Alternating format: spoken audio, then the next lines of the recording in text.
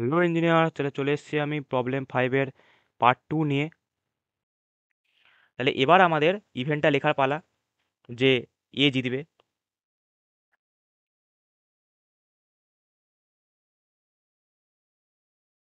তাহলে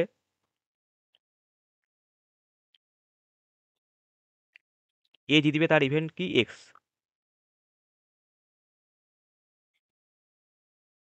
এবার আমি এরকম লিখছি না, আমি এটাই লিখছি। এবার হচ্ছে এ উইন,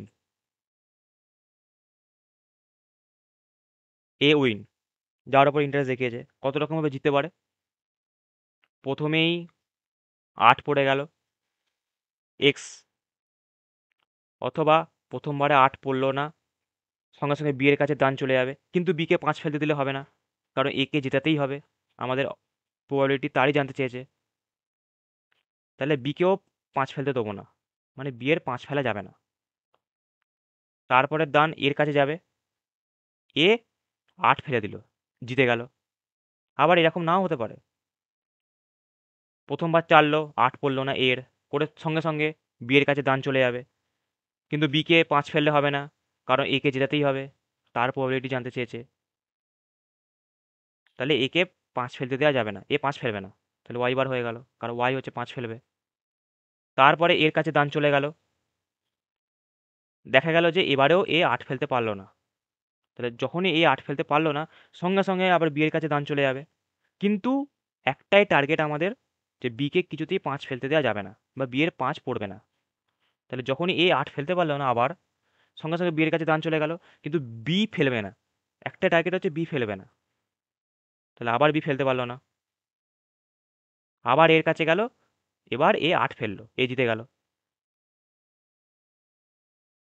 এইভাবে চলতেই থাকবে, এইভাবে এটা চলতেই থাকবে। প্রথমবারেও জিততে পারে, অথবা 100তম বারেও জিততে পারে, আমরা সেটা জানি না, কিন্তু এভাবে আমরা লিখতে পারি। এখানে শুধু বারবারই কথা, যে শুধু পি অফ এক্স বার করে চলে আসবি না, কেন? কারণ কোথাও লেখা নেই যে ও প্রথমবারই জিতে গেছে, এটা জানতে চাইনি যে এ প্রথমবারই জিতে গেছে তার প্রবাবিলিটি, তাহলে পি অফ এক্স হতো। কিন্তু এখানে শুধু বলেছে এ জিতেছে, কখন জিতেছে তার প্রবাবিলিটি নয়, শুধু এ জিতেছে। সেই কারণে যখন শুধু এ জিতেছে জানতে চেয়েছে, সেই কারণে এ প্রথমবারেও জিততে পারে, তাহলেও এ জিতবে। এ 100তম বারেও জিততে পারে, তাহলেও এ জিতবে। সেই কারণে এরকম তোরা কেসগুলো লিখবি, একদম পাতি অঙ্ক।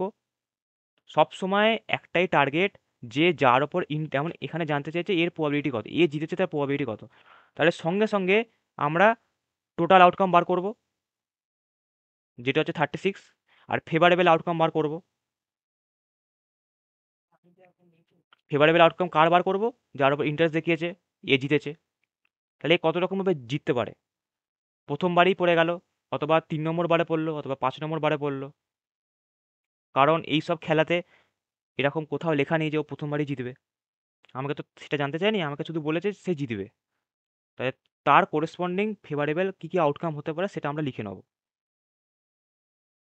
আর প্রথম কাজ হচ্ছে টোটাল আউটকাম বার করব।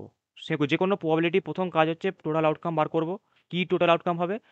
এ দুটো ডাইস থ্রো করছে, এটা হচ্ছে কাজ, যে কাজটা বলেছে সেটা খুঁজবি প্রবলেমে, সেখান থেকে টোটাল আউটকাম পাবে। আর ইন্টারেস্ট কার ওপর দেখিয়েছে, এ জিতেছে, তার করেসপন্ডিং আউটকামগুলো লিখবি। এবার আমরা তার করেসপন্ডিং আউটকাম লিখলামও, আবার পি অফ এক্স বারও করলাম, কিন্তু সেটাই কিন্তু আমাদের অ্যাকচুয়াল অ্যান্সার নয়, কারণ সেইটা আমরা বোঝাতে চাইছিস এ প্রথমবারই জিতে গেছে, কিন্তু তা তো নয়। সেই কারণে শুধু পি অফ এক্স বার করে অ্যান্সার লিখে দিয়ে চলে আসবি না। এক্সও হতে পারে প্রথমবারে 8 ফেলে দিল, অথবা প্রথমবারে ফেলতে পারলো না, তারপর ওয়াইয়ের কাছে গেল, ওয়াইকে ফেলতে দিলে হবে না, 5, তারপর এক্সের কাছে গেল, ফেলে দিল, জিতে গেল। অথবা প্রথমবারে 8 ফেলতে পারলো না, তারপরে বার বি 5 ফেলতে পারলো না, তারপরে বারও এ 8 ফেলতে পারলো না, তারপরে বারও বি 5 ফেলতে পারলো না, তারপরে আবার এ 8 ফেলে দিল, তাহলে এ জিতে যাবে।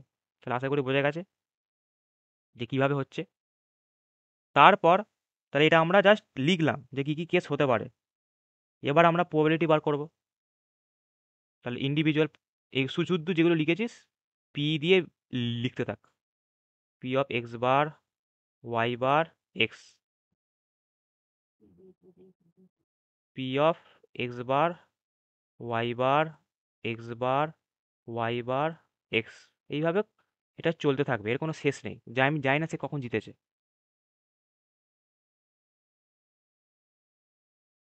তাহলে বোঝা গেল। এবার এটা কিন্তু এক্স বার নয়, এটা জাস্ট নিচে দাগ দিয়ে বুঝিয়েছি।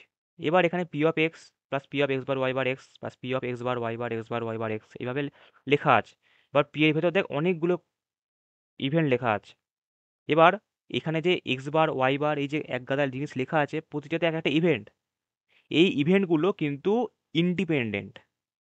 কেন ইন্ডিপেন্ডেন্ট? কারণ এ যে দান ফেলছে তার উপর কিন্তু বি এর দান ডিপেন্ড করছে না। এ প্রথম দানে এক ফেললো মানে বি এর পরের দানে দুই পড়বে, এরকম কিন্তু কোথাও লেখা নেই, মানে হয় না এরকম। মানে এ যাই ফেলুক না কেন তার সাথে বি এর কত দান পড়বে কোনো ডিপেন্ড করে না। এমন না যে এ 6 ফেললো তারপর বি চালছে মানে ওর 5 পড়বে, এরকম কিন্তু কোথাও লেখা নেই বা এরকম হয় না। এটা নর্মাল কমন সেন্সে এটা হয় না।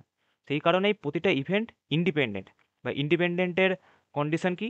যে পি অফ এ বি বা P of A intersection B equal to P of A into P of B. মানে এই যে ভেতরে যে ইভেন্টগুলো লেখা আছে এইগুলো আমি আলাদা আলাদা করে লিখতে পারি যদি ইন্ডিপেন্ডেন্ট হয়। আর এখানে দেখতেই পাচ্ছি ইন্ডিপেন্ডেন্ট। তাহলে এটাকে কীরকম লেখা যায়? P of X, P of X bar into P of Y bar into P of X. তাই হবে যদি আলাদা আলাদা করে লিখি আমি।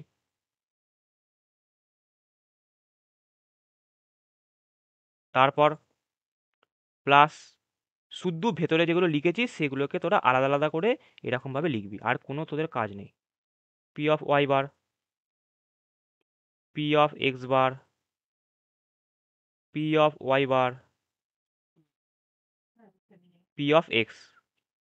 এইভাবে এই সিরিজটা কন্টিনিউয়াসলি চলতে থাকবে, ইনফাইনাইট সিরিজ। তাহলে হলো, তাহলে এইটুকুনি আমরা বুঝে গেলাম যে কেন লিখছি। শুধু এক্স বার করবি না কেন? কারণ শুধু এক্স বার করা মানে প্রথমবারেই এ জিতে গেছে তার প্রবাবিলিটি তুই বার করছিস, কিন্তু সেটা তো জানতে চাইনি, শুধু বলে যে জিতে গেছে। সেই কারণে প্রথমবারে নাও পড়তে পারে, সেই কারণে এই ইভেন্টগুলোকে লিখতে হবে। তাহলে এবার আমরা এই ভ্যালুগুলোকে পুট করব আর ক্যালকুলেশন ভিডিওতে এ জিতবে তার কোরেসপন্ডিং কেসগুলো লিখে নিলাম, বুঝেও গেলাম। এর পরের ভিডিওতে নেক্সট পার্টে আমরা এর ক্যালকুলেশনটা দেখব।